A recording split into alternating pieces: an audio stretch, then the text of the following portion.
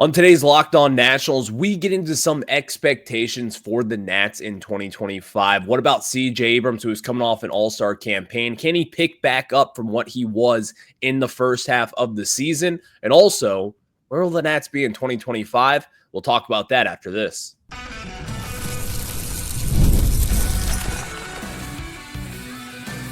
You are Locked On Nationals, your daily Washington Nationals podcast. Part of the Locked On Podcast Network, your team every day. And thank you all for making Locked On Nationals your first listen every single day, as we are free and available wherever you get your podcasts. And of course, I'm your host, Ryan Clary. You can catch me over on Twitter at RyanClary11 and as well as the show page at LO_Nationals. For all your latest Nationals news and notes, check us out over on Twitter. And while you're at it, of course, search up Locked On Nationals wherever you get your podcast. On today's program, I am joined by Ben Strober from 106.7 The Fan, one of our new colleagues over at The Fan. Ben has been on the call for Maryland baseball for the last few years, and Ben is a little up-and-comer University of Maryland student, so had to get him on to talk some Nationals, as he has been in the area his whole life, so he knows the ups and downs of being a Nationals fan and just kind of what it is like in the baseball world. So, Ben, first and foremost, welcome, and how are you? I'm good. And you said it best with, I know the ups, I know the downs. I was a little boy in 2012. I cried for a long time that night after the ball went off Desmond's glove. I was there for the highs of 2019. And now I've been through this rebuild for the past couple of years, and I'm really looking forward to watching some Nationals baseball again. And thanks for having me on today. Always love to talk about the Nats. Of course, man. And today's episode is brought to you by Gametime. Download the Gametime app, create an account, and use code LOCKEDONMLB for $20 off your first purchase. But, Ben, we're going to talk about a couple different things. Late last night, Pete Alonso signed back with the New York Mets. We were just talking about that before the show. I mean, it's pretty crazy what he got. Just basically a one-year deal with a player option for year two. Pretty intriguing deal that Steve Cohen gave out there. And of course, the Mets get stronger. So we'll discuss that a little bit later on. Also in the second segment, which prospect are you wanting to see most in 2025? He's got his answer and I've got mine. And we'll collaborate there in the second segment. But what are the expectations here, Ben, in 2025? And kind of the way I want to go with this conversation here is just like, we're coming back off back-to-back 71 and 91 seasons. The Nationals, some people think that they will take that next step up, but where do your expectations lie right now on February 6th in 2025? Yeah, last year, I was honestly a little bit disappointed that the team only finished with 71 wins. I think there was a pretty strong start to the year. I think around mid-May toward early June, there was still a little hope. Nationals were kind of teetering around a wild card spot. And ultimately, I think the team did still have a disparity compared to a lot of the teams in the National League when it came to talent, pitching depth, and things. Had a couple of injuries that hurt them as well. So I wasn't surprised to see them falter a little bit. I thought they might get to around 75, closer to 80 wins. But I think this year, this team has gotten better. I think they made improvements on this roster, given the capabilities they were given. I think Mike Rizzo deserves a lot of credit. Maybe I'm not so sure, with the ownership situation, what it really means for what kind of money they could spend. But I think, you get Patrick Corbin off your books, and they in turn use that money to get Soroka. They re-sign Trevor Williams to a 2-year deal, which I was really excited about. You make a good acquisition to get Nathan Lowe. I think this team's going to be better. And I saw on FanDuel, I think it was about a month ago, the over-under total set by Vegas around 69.5 wins. And I've already put money on the over. I think this team is going to be better than last year, and I think they're actually going to compete for a wild card spot in 2025. Really? Okay, so you had them competing for a wild card spot, and which, by the way, that's not like that crazy, because I was actually talking about this yesterday. It's like you do have Dylan Cruz, who was a number one prospect in all of baseball. James Wood, who was a number one prospect in all of baseball, CJ Abrams, who has been a top 10 prospect in years past and was an all-star this last year. We all know what happened in the second half there with the casino incident and whatever else you want to get into with all the struggles there in the second half. But I do think there is a case to be had for the Nationals making the playoffs, and I agree with you. I do think they win definitely over 69 games. If they regress this season, that would be terrible. I mean, that would just be really bad for the Nationals, because I think back to this, Ben, like looking at 2011, the Nationals got to 500 and it felt as if like, oh my God, like we're going to be a team again. I think that this is going to be that 2011 year again, where it's like at first it's a little bit of a slow start, but you see all these young guys really kind of meshing up in the majors. And then ultimately in the second half of that year, they will take off. They will start to win games, and they'll start to learn how to win close games, which in particular in Major League Baseball for young guys, that is a really hard thing to do. And you've got Davey Martinez, who, in my opinion, for this young core, I do think he is the perfect manager for this team to, number one, manage expectations for these younger guys. We don't need their full slate of talent every single night. I mean, well, you do, but it's not going to show.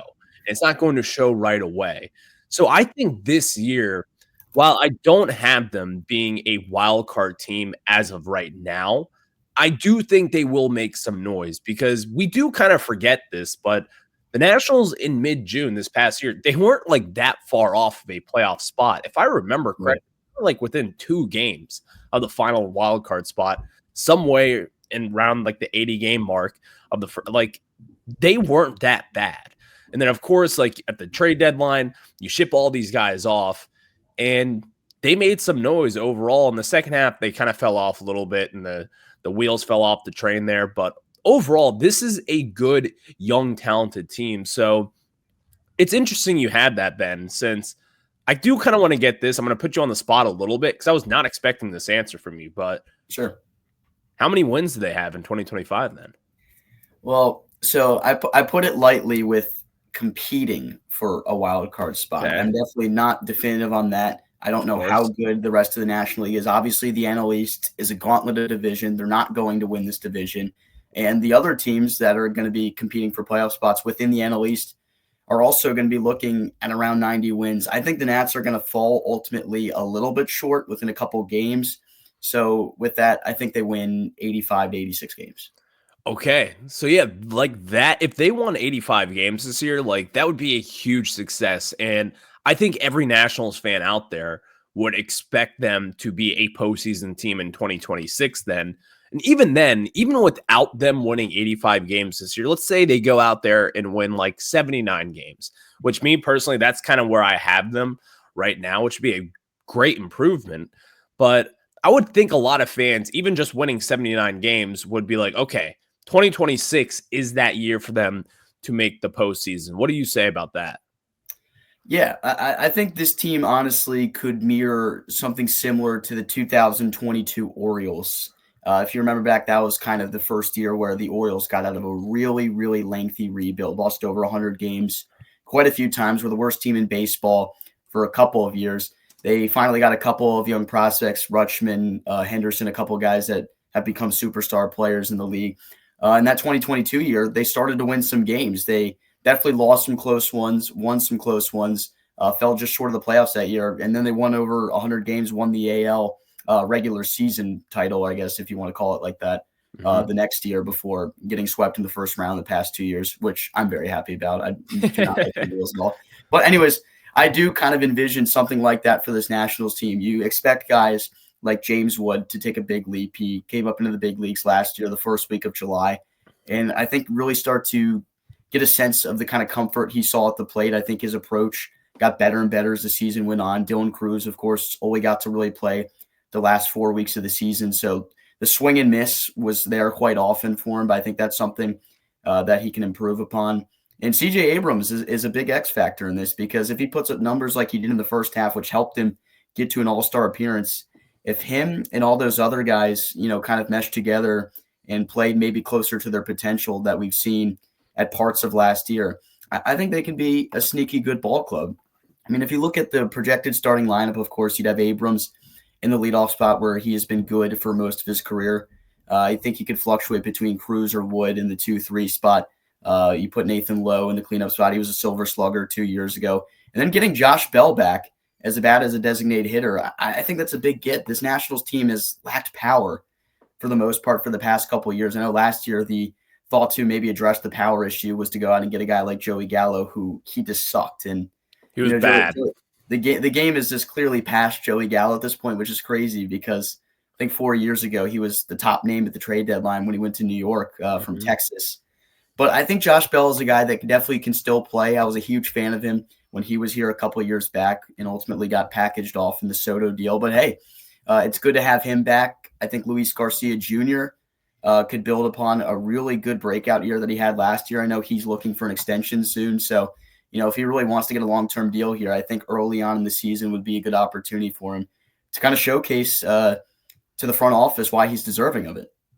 Yep, I think those are great points, Ben. And now let's get into some young Nats prospects because we just talked about expectations, but the Nationals, again, have a ton of young talent on the Major League roster, but also down in the farm system. So which prospect are you wanting to see most in 2025? We'll tackle that after we tell you about our good friends over at Gametime. And of course, I can tell you guys about an NFL game that I went to just this past season again for the Commanders, rather. And I remember the excitement and energy of a playoff game that I've attended over the last few years. I got to do that with our friends at Gametime. And they, of course, have a new feature called Gametime Picks that makes getting tickets easier, faster, and just better an overall experience for you. And it filters out the fluff to show you only incredible deals on great seats, so you don't have to waste time searching through thousands of tickets. And I recently used Gametime Picks to find tickets for an upcoming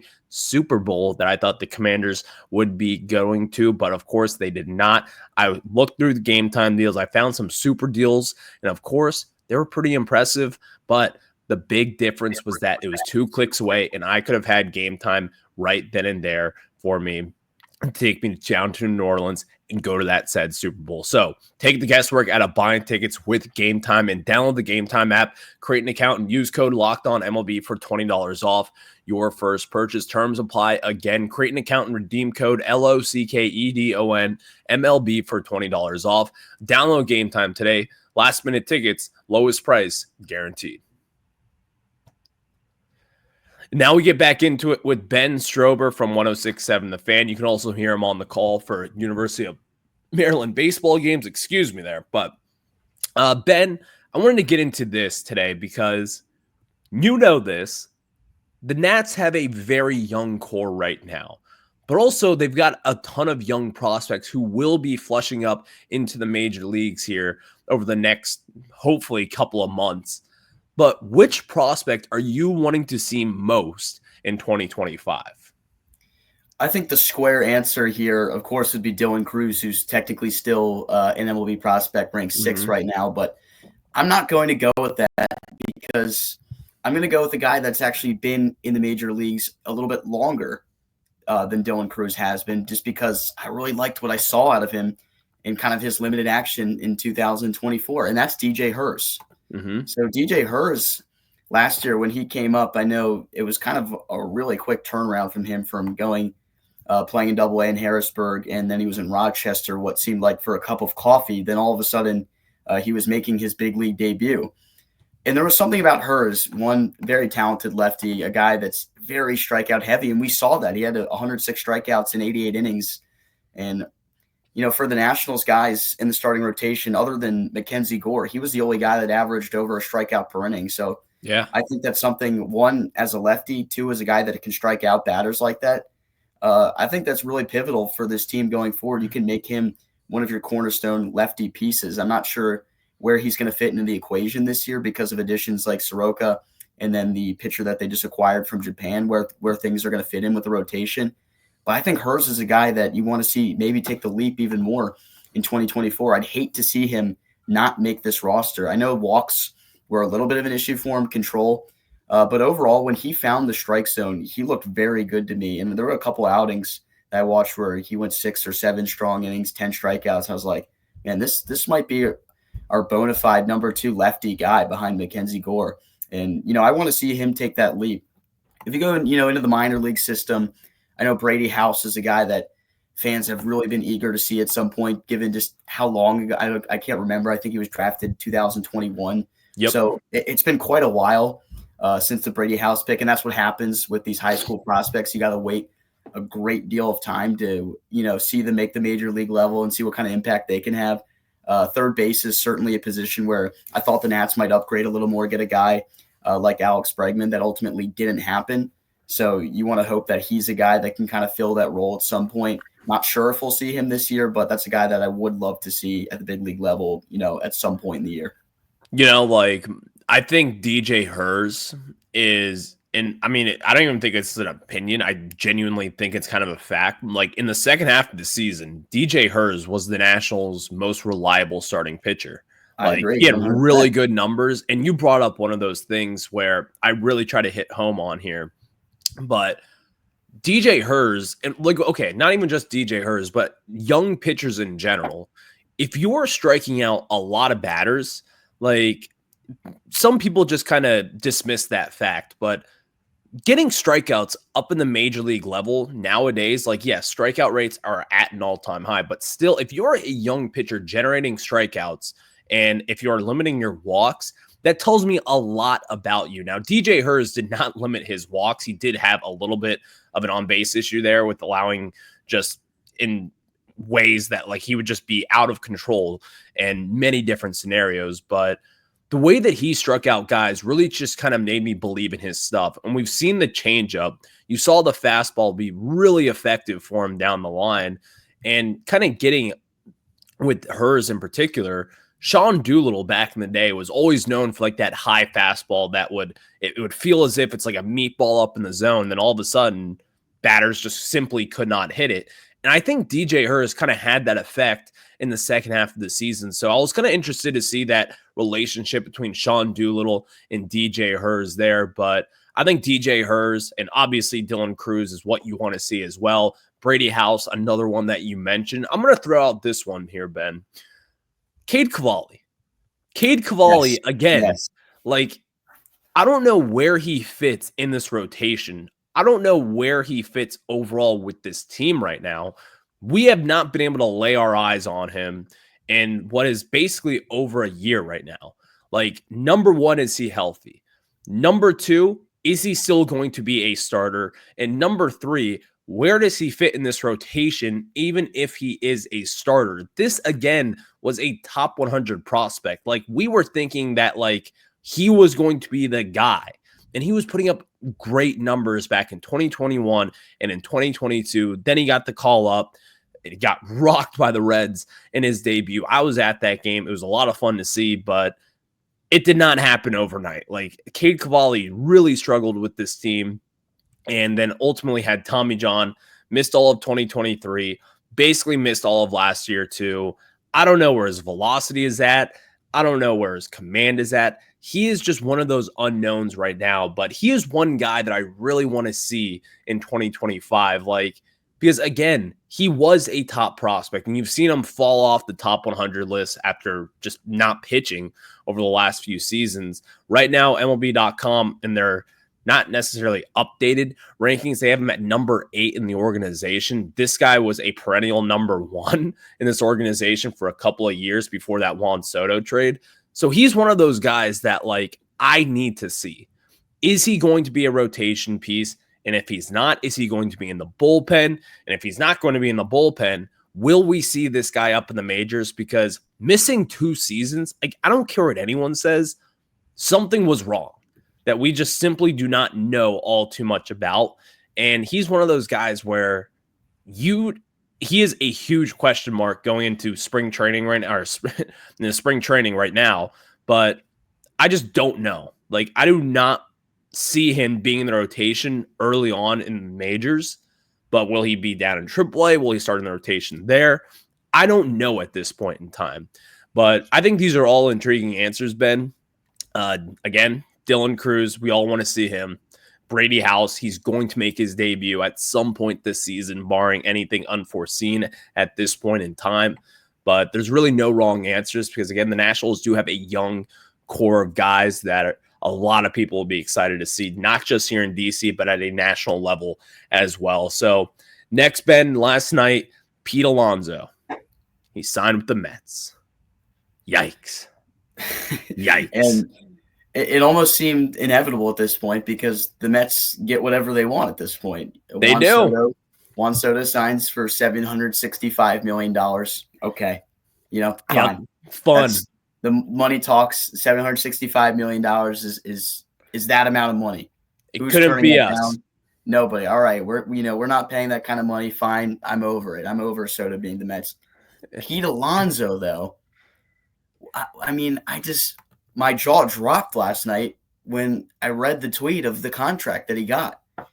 Because one, he's already, aging at this point, and this was his time, to get a big multi-year contract, a max type contract, and he gets an annual value of $27 million a year. I know he's making about $30 million this year and the option next year, all that stuff. But I guess the bottom line is he wanted to stay in Queens. Yeah. Because I think he's a guy that could have easily got close to $100 million from an organization or more. I thought it was a pipe dream for maybe the Nationals at one point to go after and sign him. He was a guy I was high on. Christian Walker, another guy. And it almost makes you wonder as a Nats fan, you're like, why couldn't we get contracts for these kind of guys? And I think the reality with the national situation that's kind of unfortunate is they have to overpay players to get them to come here. Yeah. I think that's been the case for a while. I think, given the situation the Nats have been in the past couple of years, the Nats have always had to overpay players. And this is just another example of, people are going to say, well, why couldn't we give them that contract? I don't think that's even really the case. I just think if the Nationals offered contracts like that, they would not be signing these players. I think Pete Alonso wanted to stay in New York, play with Juan Soto, run it back with that team that was just short of the World Series. So I think that's what it comes down to. But, it hurts. The NL East continues to be so strong, very top-heavy. The Braves are going to be really good. The Phillies are good as always. And now the Mets, a team that, I thought was a laughingstock a year and a half ago. Now the New York Mets are going to be a team to fear winning 100 games. It's unbelievable. Yeah. It is unbelievable. And Ben, but in my opinion of this contract, there is a loser in this scenario. And Pete Alonso, I feel as if right now, we don't know yet, but I feel as if there are probably some better offers out there. At least I'd like to think. But the loser of this is Scott Boras. This is now, again, you got the world with Juan Soto. Congrats on that. I could have gotten the world if I was representing Juan Soto. That was easy. No doubter. There's only one Juan Soto on the planet right now, and you got the most money for him. Congrats. He deserves it. What I will say about Boras and the Soto thing that I guess I don't like to give Boras credit because he usually screws over the Nats in some way. But like he did in the situation I'm going to bring up, he did $765 million for Juan Soto. If Juan Soto was a sane human like you and I, $440 million, no deferred money. I'm signing it so fast that you wouldn't even see my hand moving. Oh, yeah. In turn, got him to hold out, go through multiple trades to multiple organizations to make almost double that contract. It's insane. It doesn't make any sense, but here we are. So, I'm sorry to cut you off. No, it's a great point because, I remember, and Josh Bell actually was asked about this. I want to say, was it maybe his introductory press conference, I want to say, with the Nats? Reintroduct, whatever you want to say with that. But he was talking about Juan Soto's contract with the Mets at that point. And when Juan Soto was originally offered with the Nationals back in 2022, he was telling Juan, you do you, but if I'm you in this scenario, I am signing this contract that the Lerners just offered. And he decided not to. He went in, he got traded, and Juan Soto was right, and he was right by a couple $100 million. And he proved to everyone, and Scott Boras as well, that like, listen, I am one of one out there. We saw him in the World Series again this past year. I'm an Aaron Judge guy. I love Aaron Judge, but Juan Soto was the best player on that team in October. That is when it mattered most. You went to number 22 and Juan Soto got the job done. I mean, he is an electric player. Like, people talk about his bad defense. He's not worth that money. Stop it. This is in my opinion, still the best hitter in all of baseball. If I need, in any scenario, let's just say the game is tied, bottom of the ninth. We all know this scenario, 2 outs, bases loaded. I want Juan Soto. I don't want Shohei Ohtani. I don't want Aaron Judge. I don't even want Mike Trout. I don't want Bryce Harper. I want number 22, Juan Soto. So for the contract, like, for me, did he win? Like, did he get more money than I think a lot of people anticipated? Absolutely. But I still think he's going to be worth that deal when it's all said and done. And he reset the market for years and years and years. But to kind of make this about Pete Alonso now, I'm surprised that the Nationals at one point didn't try to make this sort of offer. Now, I don't think he would have accepted it from the Washington Nationals, but I'm interested to see as time goes on here, like, what teams offered what. Like, were there any 5-year deals out there for Pete Alonso? Were there, like, I don't understand how it came to this 1 year with a player option for year 2, that for an AAV that no one really, I mean, I thought it would be a little bit more. Like, I don't think the AAV is that crazy at this point. He's a defensive liability, but I don't know. It was a very surprising contract, though, and especially to see it happen last night to go back to the Mets. I mean, the rich get richer, Ben.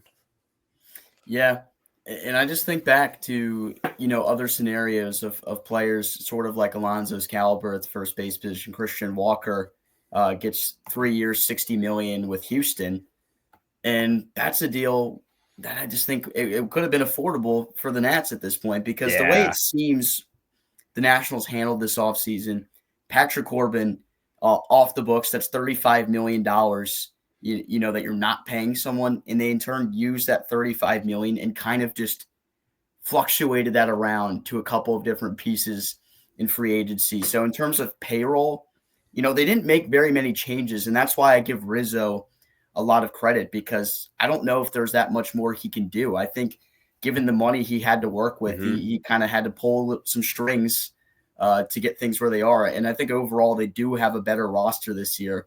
But, it's tough. It's tough to see free agency going on as an Nats fan, because one, we've struggled to sign big name players for a very long time. We've struggled to extend our big name players. Have to wonder this year if we're going to see extensions for anyone within this organization. I know there was talks about Abrams potentially being a candidate for extension last year, but quiet second half, the gambling incident. I don't know where he stands with this organization, because I got really concerned when I heard Davey Martinez say he's hard to get a hold of. Like, what does he mean by that? How is your all-star shortstop hard to get a hold of? I don't know. I don't know if that means he's a private reserve guy, which I don't think he is. Based on his personality and how he acts on social media, I don't think he's a guy that, sits at home and doesn't talk to many people. I think that's more what James Wood is like, if anything, not CJ Abrams. But if Abrams can have a big year this year and kind of return to form where he was in the first half last year, we could see maybe talks of an extension again. Luis Garcia Jr. Wants an extension with this organization. I know that's been reported the past couple of days. There's a lot of places this Nationals team can go. But I think one thing you and I can both agree on is that we want baseball back. We want to see this team play, because even though the expectations are not lofty on this Nationals team, I'm looking forward to seeing some of these young guys play. These are guys that are here to prove what they can do at the big league level. And, when you're almost playing with house money, not as much expectations, and you have young guys just playing for their MLB careers, I think they could be a sneaky team this year, and I'm excited to see what they do. Yeah, and it's going to be exciting, Ben, and we have spring training baseball, and I believe just about 2 weeks. Like, we will see the Nationals take on the Astros in nearly 2 weeks, and that is going to be exciting. But Ben Strober, you've been a pleasure. We can catch you over on Twitter. Ben Strober Media, is that correct? That is right. All right, man. And of course, you guys can catch Ben on the call for Maryland baseball this spring. You can also catch him on 106.7 The Fan as he is getting his feet wet in the sports media industry as a young puppy in the media. We were all there, Ben. I'll see you in 4 hours. Yeah, we'll see you in 4 hours, Ben. All right, he's Ben Strober. I'm Ryan Clary. I will catch you guys on the flip side. Have a good one. Go Nats.